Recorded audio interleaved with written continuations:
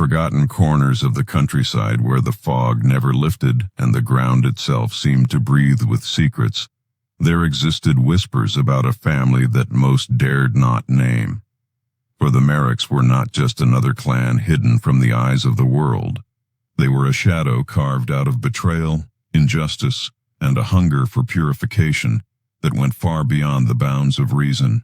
And as the story unfolded, it was clear that what began as the vengeance of one man against a society that mocked him would spiral into generations of darkness where children were born not of love, but of a ritual meant to erase the stain of outsiders. For Thomas Merrick had once been a boy of the village, ridiculed and beaten for his twisted spine and his slow words, mocked by the wealthy landowners who spat at his family and drove them to the edge of starvation. And it was there in the lonely woods that he swore never again would his blood mix with theirs. Never again would his line be tainted by those who had made him crawl.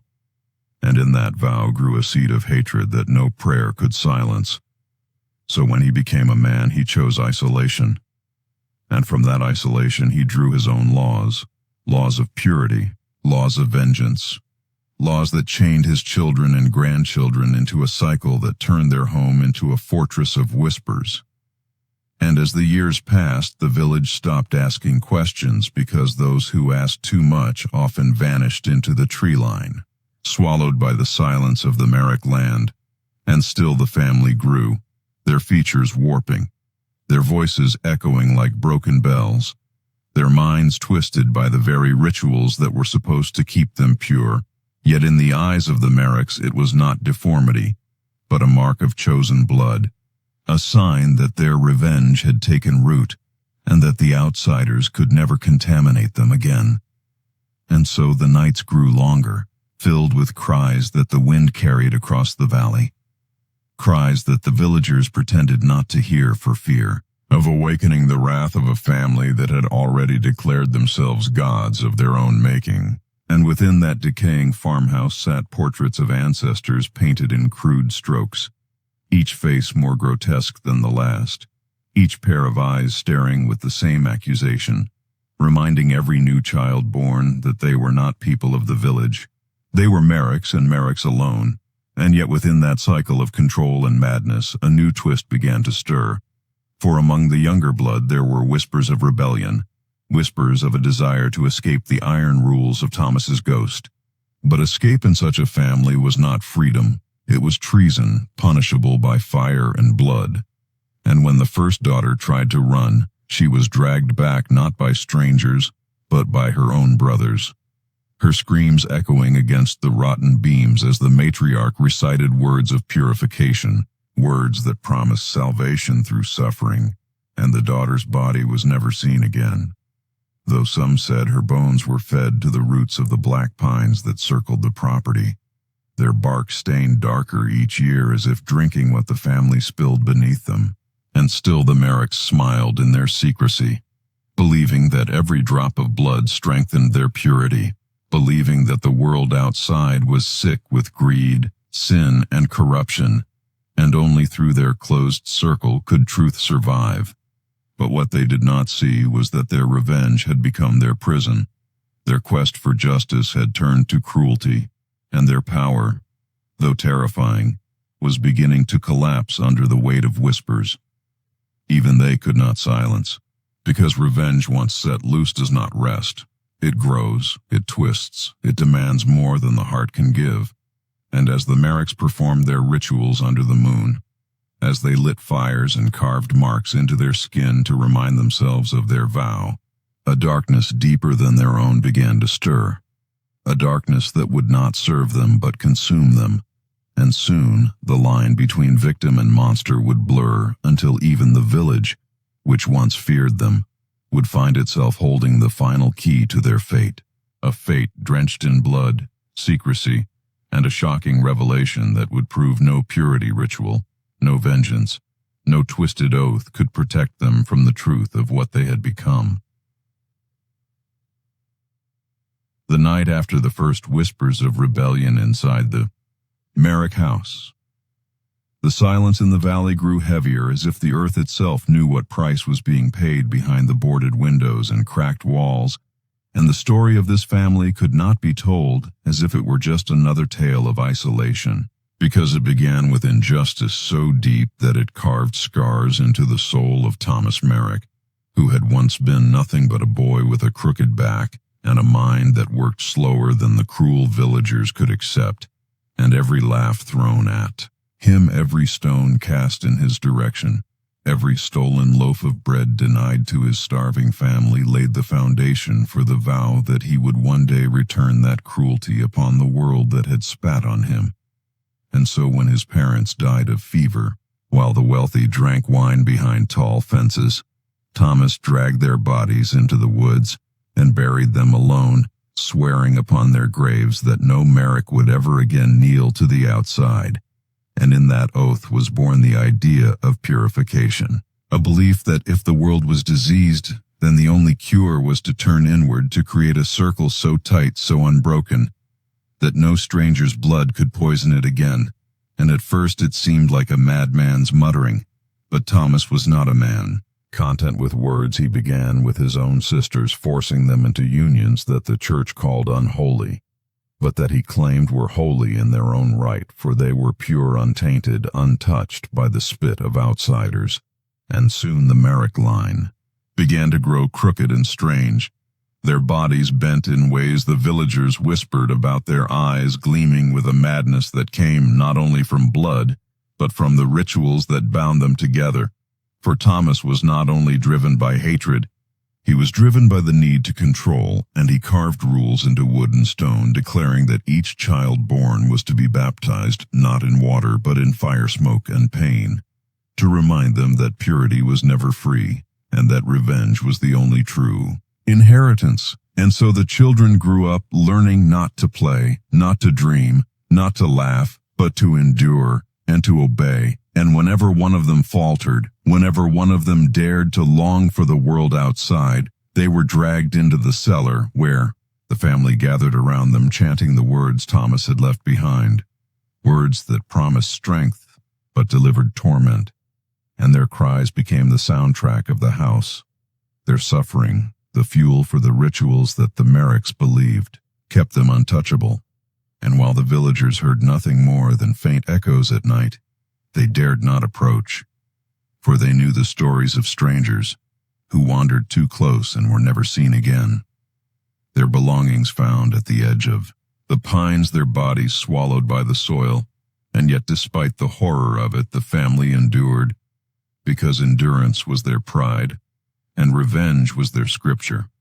And over time their land became a fortress not guarded by walls or weapons, but by fear itself. And in that fear, Thomas's oath thrived, living on through his children and his children's children, until no one in the family could separate vengeance from love, purity from cruelty, faith from madness. And it was in this endless cycle that the Merricks carved out their existence, a cycle that looked unbreakable. Yet beneath the surface, cracks were forming for within the younger blood. There were not only whispers of rebellion, but sparks of doubt, questions about whether the outside world was truly as diseased as the elders claimed, whether purity was truly salvation, or just a cage made of blood and memory. And though these doubts were whispered in the dark, they carried the weight of something dangerous, because doubt in a place built on fear is not a small thing. It is a fire, and even the thickest walls of silence cannot contain a fire forever.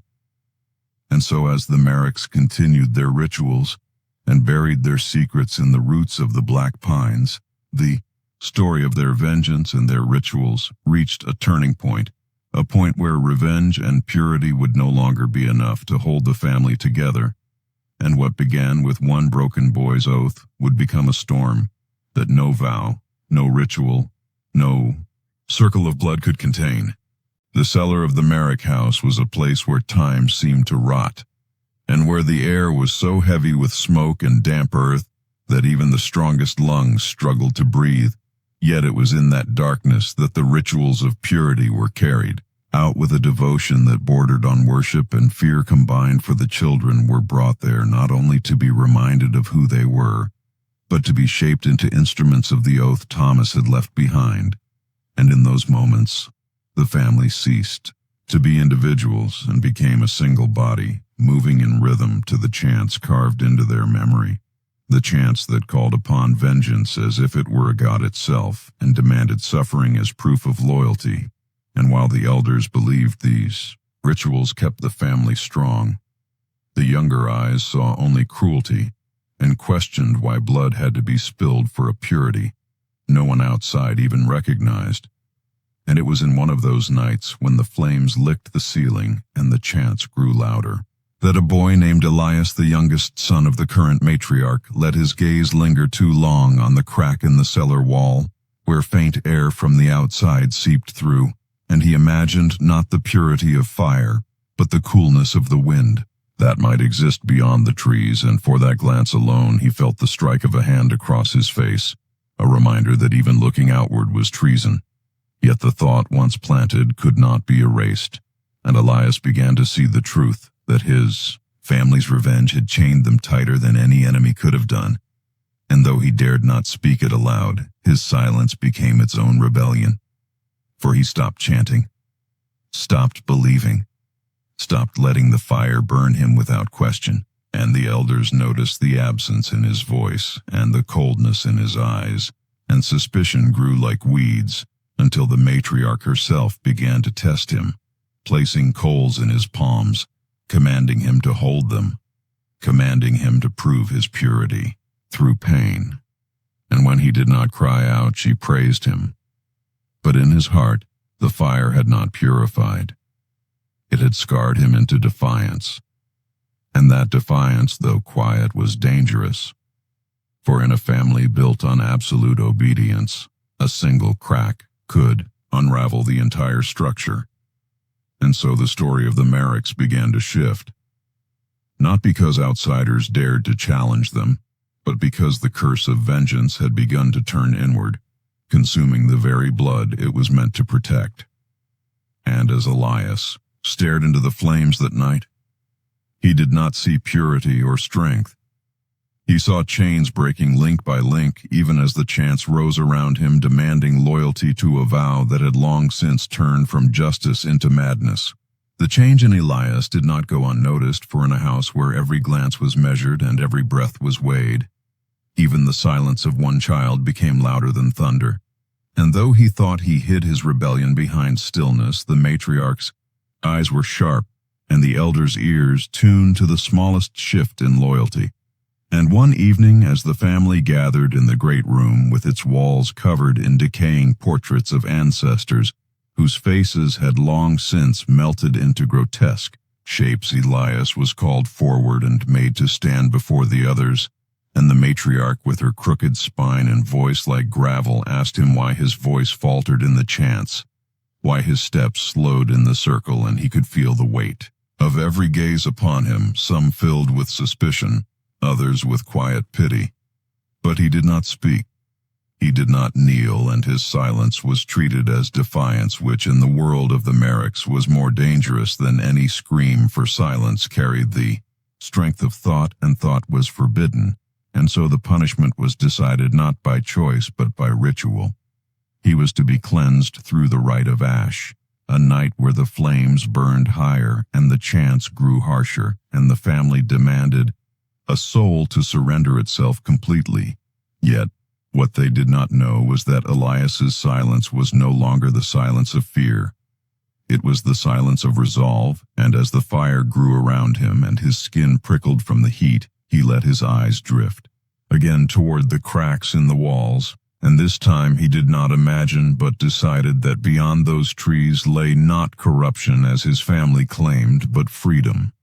And with that thought, a dangerous seed of power twisted within him, for power does not always scream it. Sometimes waits, it sometimes bides in the heart of a boy who has learned that chains can break from the inside. And though the ritual ended with the matriarch declaring him purified, though the family sang of his loyalty, he walked away with a mind more dangerous than they could imagine. For the more they tried to burn the doubt out of him, the stronger it grew until it was no longer doubt, but rebellion waiting for its moment to strike. And in his quiet eyes, a storm was forming. A storm that would not only threaten the walls of the Merrick house, but the very oath that had chained them for generations. The storm within Elias did not burst all at once for rebellion. In the Merrick house could not roar, it had to whisper. And so he learned to mask his defiance beneath obedience, bowing when told to bow, speaking when told to speak. But inside every word of the chants tasted like ash. Every ritual became a reminder of chains, and as months passed, he began to notice others, whose eyes carried the same silent questions. A cousin who hesitated before striking a rod against a younger child. A sister who lingered too long at the window, staring out toward the dark line of trees. And it was in these small cracks that Elias saw hope for. He realized he was not alone, and where one whisper can be silenced, many whispers together can grow into something impossible to contain. And so he began with glances meeting their eyes during the chants, pausing for a heartbeat too long during the rituals, until the others knew he carried the same hunger for escape. And soon their silence began to weave together, like threads of a hidden tapestry, binding them in a secret defiance, while the elders thought discipline had crushed them, yet beneath that mask of loyalty, another power was rising. A power born not from fire or blood, but from unity. And Elias understood. Something his ancestors never had, that vengeance which fed on cruelty could never last. But rebellion, fed by injustice, could grow stronger, with every lash, with every scream, with every night of pain. And though the matriarch sat in her high chair, watching with suspicion, her hands gripping the worn arms as though she could strangle doubt itself, the young blood beneath her roof were learning that fear was only powerful if it remained unchallenged. And Elias, though still quiet, began to lead, in ways subtle but profound. A nod in the cellar when chants grew loud, a touch of a hand when coals were passed, a refusal to cry when pain demanded a scream. And in these gestures the others found courage. And slowly the chain that had bound the Merricks for generations began to loosen, though the elders could not yet see it. For they mistook silence for obedience, not knowing that silence had become a weapon sharper than their knives. And in the heart of Elias, the vow was no longer about purity or revenge. It was about breaking the cycle and reclaiming what had been stolen from them long before they were born. And that thought, more than any ritual, more than any fire, became the spark of a revolution that was waiting for its night. The night the revolution began did not announce itself with thunder or flames, but with a silence sharper than knives. For the Merrick house was gathered once again in the cellar, the air heavy with smoke and the chants echoing against the stone. Yet beneath the voices a different rhythm pulsed, a rhythm carried in the hearts of the younger blood, who had grown weary of fire, weary of pain, weary of a vow they never chose. And at the center of them stood Elias, his face calm, his eyes steady, his body marked with scars from countless rituals, but his will unbroken. And when the matriarch lifted her staff to begin the rite of chains, a ritual meant to remind every child that they were bound to blood alone, Elias did not kneel. He stood, firm, letting the chants fall away from his lips until his silence carved a hole through the noise. And others followed one by one, voices dropping, eyes lifting, until the cellar grew fractured with quiet, and the matriarch's voice cracked with fury, demanding obedience, calling them traitors, accusing them of poisoning the bloodline. Yet the more she screamed, the less power her words carried. For power born of fear can only last as long as the fear is believed, and now the belief was crumbling under the weight of rebellion. And when she ordered Elias forward to kneel, he stepped instead toward the crack in the wall, the same crack that had once shown him the breath of outside air, and with one hand he pressed against it, whispering words that were not chants but promises. Promises of freedom. Promises of an end to the cycle.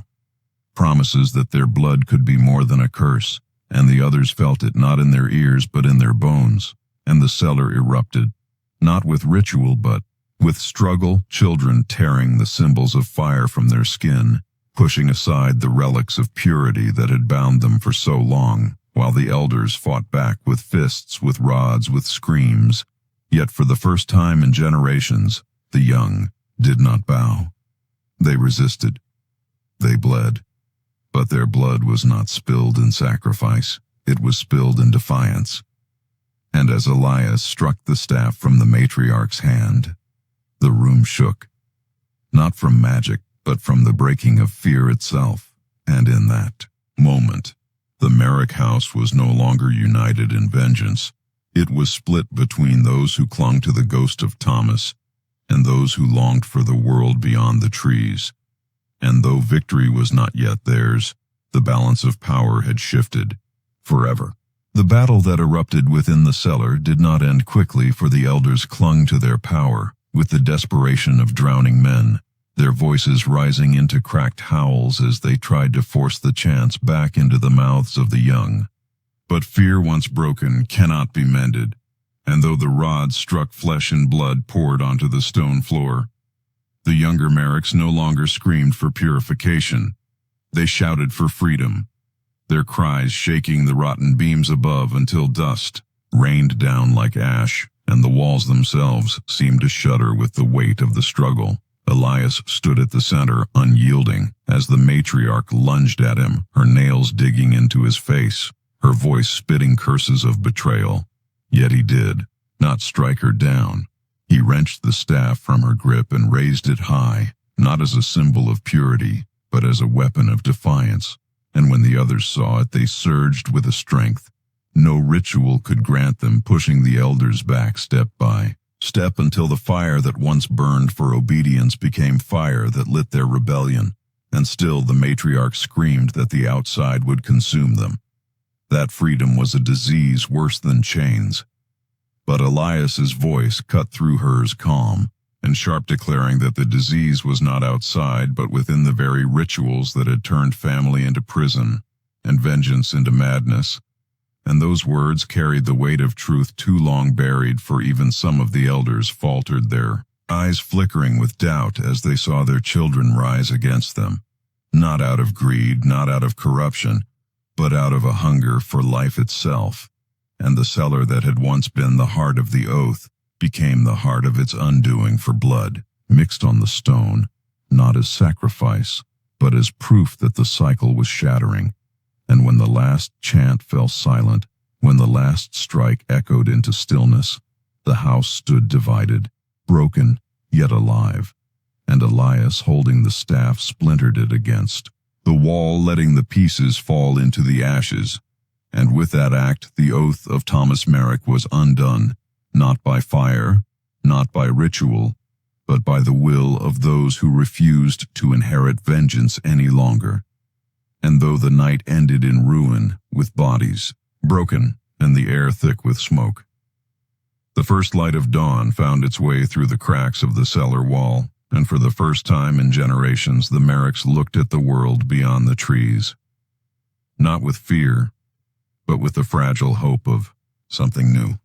The dawn that broke after the cellar rebellion cast a pale light over the Merrick land, and though the house still stood with its broken beams and walls soaked in smoke, it no longer held the same weight of fear, for the spell of generations had been shattered. And as the younger blood emerged, blinking into the morning, their bodies bruised their skin, carved by scars of ritual. They felt the air as if for the first time, tasting the freshness of wind that was not thick with ash. And though freedom had been won, it did not come without a price, for many lay broken in the cellar, some still clinging to the chants of Thomas, some too weak to rise, and others gone to silence forever. And in that silence the truth settled that revenge had devoured their family from within, that the oath meant to protect them had become the very curse that doomed them. And Elias, though weary and marked by blood, stood with his gaze fixed on the line of black pines, their trunks dark as if feeding on centuries of sacrifice, and he understood that freedom was not a single night's victory, but a war against the ghosts of the past, for the soil itself carried memory, and the air still whispered with the voices of ancestors who demanded loyalty to chains and purity. Yet Elias did not bow to them. He turned to the others and spoke not in chants, but in words, plain and steady, telling them that their blood was not cursed but chosen, not because it was pure, but because it had endured, and now it could begin again.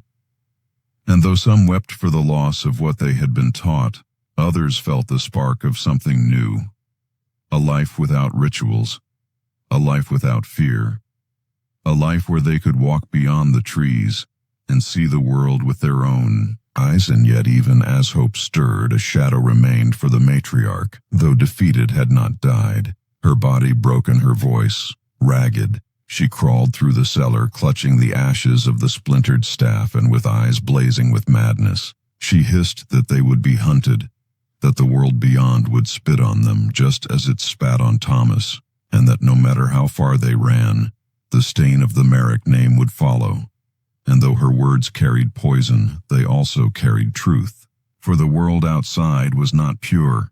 It was cruel and divided and filled with injustice of its own. And Elias knew this, but he also knew that vengeance was no longer their answer.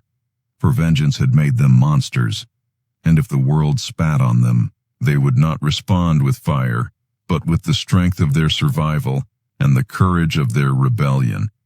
And so the young gathered their few belongings, leaving behind the portraits whose eyes seemed to follow them, leaving behind the relics of fire and ritual, leaving behind the bones buried beneath the pines. And as they stepped into the forest, the matriarch's screams echoed behind them, a fading ghost clinging to the ruins of a cycle that had finally ended, and the black pines swayed, as if sighing with relief or mourning the blood they would no longer drink. And though the path ahead was uncertain, filled with dangers they could not name, filled with the scorn of outsiders and the weight of their own scars, they walked it together, bound not by vengeance but by choice. And in that choice was the true purification not of blood but of spirit, a rebirth carved not from cruelty but from courage. And as the last of the Merricks stepped beyond the tree line, the house stood empty, its walls rotting, its cellar silent, its rituals ended, and yet in the quiet wind there lingered a warning that cycles are never fully broken. For vengeance waits in shadows, whispering to those who feel wronged, whispering promises of power through pain.